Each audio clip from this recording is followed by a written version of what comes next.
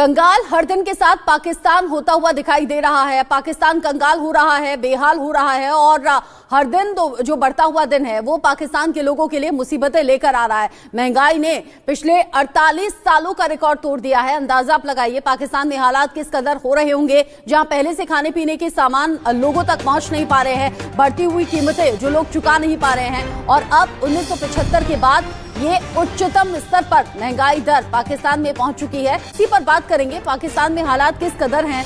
Colonel retired Shivdan Singh हमारे साथ जुड़ गए हैं और साथ ही साथ major general retired Mohammad Ali Shah भी हमारे साथ जुड़े हुए हैं। पाकिस्तान में हालात लगातार बिगड़ते हुए हैं। शिवदान सर, जो तस्वीरें सामने आती हैं उन तस्वीरों को देखकर सिर्फ हम पाकिस्तान के कई तस्वीरें सामने आ रही हैं, कई ऐसे लोगों के बयान सामने आते हैं जिनमें वो बताते हैं कि यहाँ खाने के लिए एक एक दाने के लिए हम मोहताज हैं और वो मजबूरी में पलायन कर रहे हैं। ऑलरेडी इस तरह की खबरें सामने आ रही हैं, लेकिन मेजर शाह, अगर इसी तरह की खबरें सामने आती रहती हैं, पाकिस्तान के लोग त्रस्त होकर वहां से निकलने की कोशिश करते हैं या फिर निकलने की मांग करते हैं, और पिछले दिनों इस तरह की खबर भी सामने आई थी कि प्रधानमंत्री मोदी से लोग मदद मांग रहे थे, तो क्या ये हम समझें कि अखंड भारत का सपना भी पूरा होता हुआ नजर आ रहा है आने वाले वक्त में? जी रचना जी, देखिए कर्नल शिवदान साहब ने बहुत ही अच्छी बात करी और आपने भी बहुत रोज बात करी है। बिल्कुल, देखिए बात ऐसी है कि दो देश, दो मुल्क जो एक साथ तकरीबन कुछ चंद घंटों का फर्क था, साथ में आजाद हुए 1947 में, एक 15 अगस्त को और एक उसे एक दिन पहले 14 अगस्त को। उसके बाद देखिए आज की तारीख में एक मुल्क ग्लोबल पावर, विश्व गुरु, सुपर पावर बनने के रास्ते पे है और दूसरा मुल्क बर्बादी मतलब कि राह पे नहीं है, बर्बाद हो चुका है बिल्कुल। तो आप देखिए इतिहास में थोड़ा जाते हैं। पहले जो प्रधानमंत्री थे पाकिस्तान के, जब जिन्ना ने आजाद कराया पाकिस्तान को, मोहम्मद अली जिन्ना ने, लियाकत अली खान साहब का असैसिनेशन हो गया था 1951 में। तब फैज अहमद फैज साहब थे, एक जो कि ब्रिटिश इंडियन आर्मी में लेफ्टिनेंट कर्नल साहब थे, वो एक मशहूर पोएट भी हैं, सब जानते हैं, रेवोल्यूशनरी पोएट थे। वो 1951 में फरार हो गए थे पाकिस्तान से, वो बाहर चले गए विदेश और वो जेल 4 साल इनको जेल रही थी वहां से कविताएं लिखी इन्होंने, कई सारे, मुझसे पहली सी मोहब्बत मेरे महबूब ना मांग, और कई सारे उन्होंने लिखे। अब बात ऐसी है कि जुल्फिकार अली भुट्टो, उन्होंने कहा था हमारा मुल्क घास फूस खाएगा, लेकिन एटम बॉम्ब तो हम बना के ही रहेंगे। आज की तारीख में पाकिस्तान में वही हालत हो गए, घास फूस खाने के भी लाले पड़ गए इनको।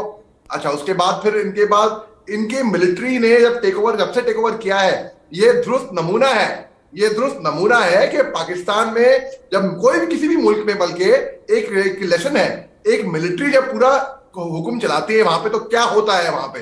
अब देखिए रचना जी, यहाँ पे ये एक ऐसा वाहिद देश है जहां पे सिविल वॉर होते हैं। अभी तकरीबन 1 साल पहले वहां पे एक सर्विंग आईजी को होटल के कमरे से फौज ने अगवा कर दिया था।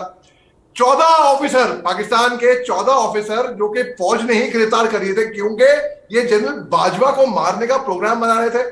अब इतना कुछ होने के बावजूद भी पिछले 6 महीने में इन्होंने $1.2 बिलियन की इंपोर्टेड गाड़ियां ली हैं, इलेक्ट्रॉनिक गाड़ियां ली हैं। यानी कि जो अमीर है वो तो छड़े उठा रहे हैं और जो गरीब है वो और गरीबी की राह पे है। तो इसीलिए जब मैं जिक्र किया फैज अहमद फैज का, उन्होंने लिखी थी मुझे पहली सी मोहब्बत मेरे महबूब ना मांग, वो 4 पंक्ति दिलाने की इजाजत देगा।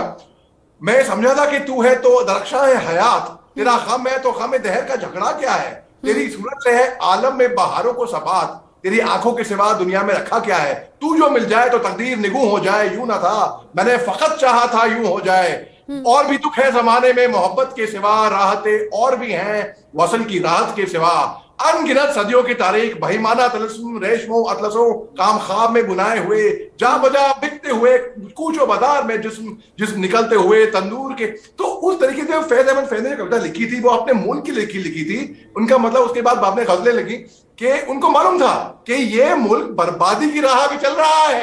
ये एक तरीके से अगर आप देखें, उन्होंने लिखी थी बोल, उसमें भी अगर आप अल्फाज उसके देखें, लफ्ज देखें, तो अल्टीमेटली मतलब वही है। बोल आप कह रहे हैं, ऐसे कई पाकिस्तान में जानकार मेरे हैं जिन्हें सोशल मीडिया पर जब मैं देखती हूँ और जब ये पाकिस्तान की खबरें देखती हूँ तो कहीं से कहीं तक मैच नहीं होती। आप बिल्कुल ठीक कह रहे हैं, पाकिस्तान में जो अमीर लोग हैं वो और ज्यादा अमीर हो रहे हैं, उन पर कोई फर्क इस भुखमरी का या इस महंगाई का नहीं दिखाई देता, लेकिन एक बड़ी आबादी है जो दाने दाने के लिए मोहताज है। मेजर शाह, पिछले ही दिनों खबर हमने पढ़ी थी, सुनी थी। इनफैक्ट शहबाज शरीफ का वो बयान भी दर्शकों को सुनवाया था, जिसमें वो कह रहे थे कि हालात जिस तरीके के बने हुए हैं, हम पड़ोसी देशों की तरफ ही मदद की तरफ आस लगाए बैठे हैं। वो प्रधानमंत्री नरेंद्र मोदी से मिलकर बैठकर मामले को सुलझाने की बात कर रहे थे, हालात को सामान्य करने की बात कर रहे थे। वो ये स्वीकार कर रहे थे कि अगर हम बम बनाएंगे, अगर हम आतंक को पालेंगे तो नतीजा यही होगा। बैठे, बात करें, हालात सामान्य करें ताकि देश की हालत सामान्य हो सके। लेकिन ये सिर्फ कहने भर की बातें हैं। आपने बहुत अच्छी बात की रचना जी। देखिए, जब पाकिस्तान में बाढ़ आई थी कुछ चंद एक महीने पहले, तब इनके 1000 से ऊपर लोग इनके खत्म हो गए थे इस बाढ़ में। उस टाइम पे हमारे प्रधानमंत्री नरेंद्र मोदी साहब ने एक मैं ये नहीं कहूंगा सहायता भेजी थी, एक सपोर्ट, एक ह्यूमैनिटेरियन ग्राउंड पे एक ट्वीट की थी कि हमको अफसोस है इस बात का कि पाकिस्तान में क्या हुआ है। शहबाज शरीफ जैसे कि ट्विटर पे ही बैठे हो, बिल्कुल फोन लगा के वेट कर रहे हो नरेंद्र मोदी साहब कब ट्वीट करें, वो उसके बाद उसका जवाब दें। फट से उनको एक सेकंड नहीं लगा ये बोलने में हमें हिंदुस्तान से कोई मदद नहीं चाहिए। अरे दे कौन रहा है इनको मदद? अरे इनको मदद दे कौन रहा है? हमने कोई मदद नहीं भेजी थी इनको, ना ही हमने कोई मदद ऑफर की थी। उन्होंने एक अफसोस जताया था इंसानियत के तौर पे। और अब देखिए कैसे ये भिखारी का कटोरा लेके दुनिया भर में घूम रहे हैं। और उन्होंने खुद बोला है, इमरान खान ने खुद बोला है, ये मैं नहीं बोला, इमरान खान ने बोला है कि आज की तारीख में हम भिखारी का कटोरा लेके घूम रहे हैं और दाग दी है हिंदुस्तान की।